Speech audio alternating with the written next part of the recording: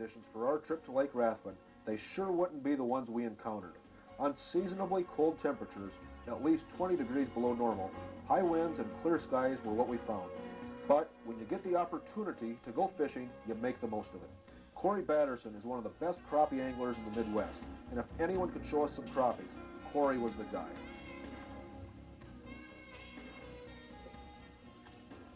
There he is. Another little one, Corey. He wrapped it a little bit better than that last one. I felt it. You felt it too, huh? You sure it's my jig? Yeah. They're right in the middle of that brush pile, aren't they? Right. Gee whiz. This cold front to come through last night's got them buried in it. That's what it is. They're Instead of being up on top of it, they were buried down inside of it. And you said this is like a willow brush pile. It's a willow, yeah. And typically there'll be pretty good fish in here. You said 10 to 12 to 14 inches? 14 inches. Put out a lot of 14-inch fish this year. Fish? Getting a little bigger. A little bigger. 10-inch fish. Is that a 10-inch fish? Is it? They're pale down here. Is that dirt, that stained water make dirtier water has a really pale color. Boy, he really didn't hit it hard at all, though. Just came up and... Cold fronts really got him shut down. Yeah. Ooh, that is a slab, isn't it?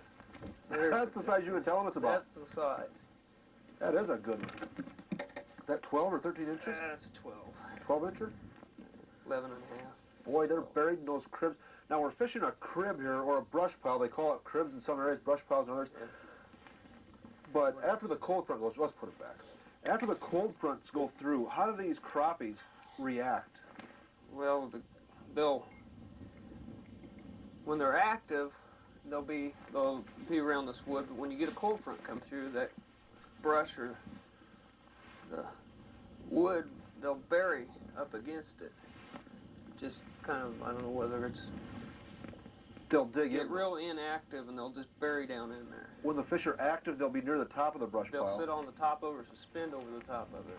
And then when in negative conditions, they'll slide right down underneath. Give them someplace to get down in. Tap, tap, tap. There he is. Boy, he came right out of the top of that brush pile, didn't he? Yep. Right in the top.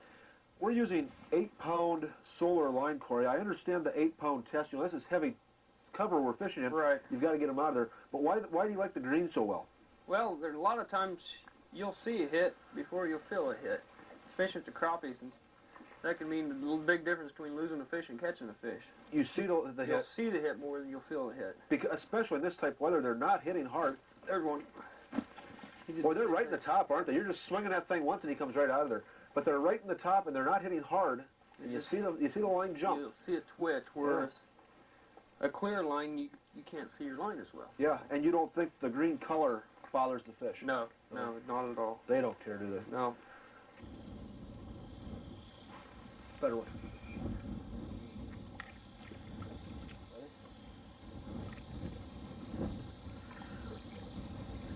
He hit a little bit heavier. These guys seem to be getting a little more aggressive. I think this particular school and this pile here, they definitely got a good attitude about feeding. These are the most aggressive ones we found today. The big ones aren't here, but just as far as action, they're here. I think the sun has been out long enough where it's had time to warm the water up, and that will maybe provide a little inspiration. Yeah, and it's got the cold front's been out here for about 12 hours now. And you got to feed sometime. Well, that's the thing. They've got to feed sometime during the day, and it may be a short-lived spurt of activity. But if you're there, you can cash in and catch a lot of fish in a short period of time.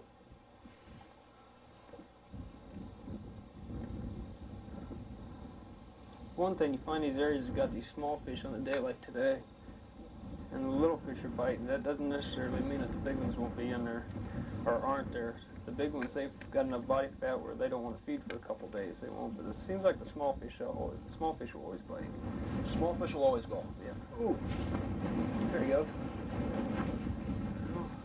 Small fish will always go, right? Yeah. He didn't realize that until we said it, and they decided to be a good idea. Yeah. If you had a couple tips to offer for fishing in negative weather conditions, what would they be for fishing crappies when fishing's tough? Slow. Fish it slow. Go slow. Don't, Tip with live bait. and don't just pull in on the spot and hit it and say, well, they're not here, let's move. It's taken us, it takes you a while to get the fish bounce in front of their nose until finally they decide, well, because they are far from being aggressive today. Missed another one. It seems like they feed in spurts too, don't they? Yeah. You catch 4 or 5, and then they move on. Sometimes I think it takes you catching a fish out of a school or out of a pocket to get the rest of them really going. We're just vertically jigging right here, almost right below the boat. Just letting that thing bounce in their nose a while. The crappies were holding extremely tight to brush piles.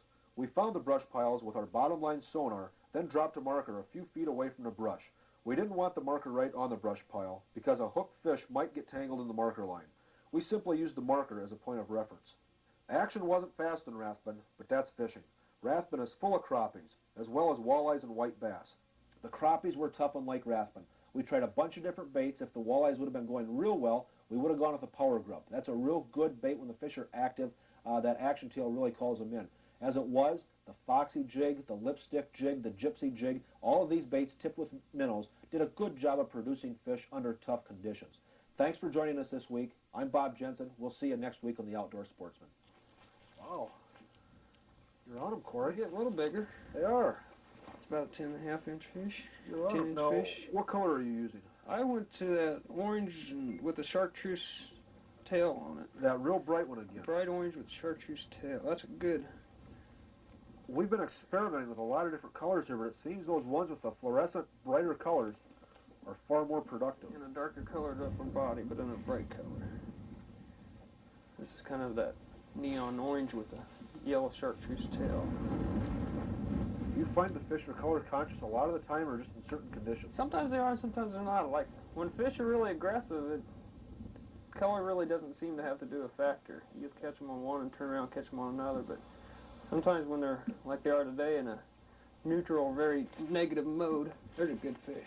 That's a fish. That's a fish. You're putting, I tell you what, you've convinced me, Corey. You said orange and chartreuse? Orange and chartreuse. You convinced me.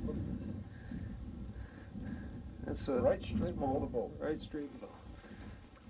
Again, they're not horses, but they're far better than what anybody else is doing today. And this is a tough condition.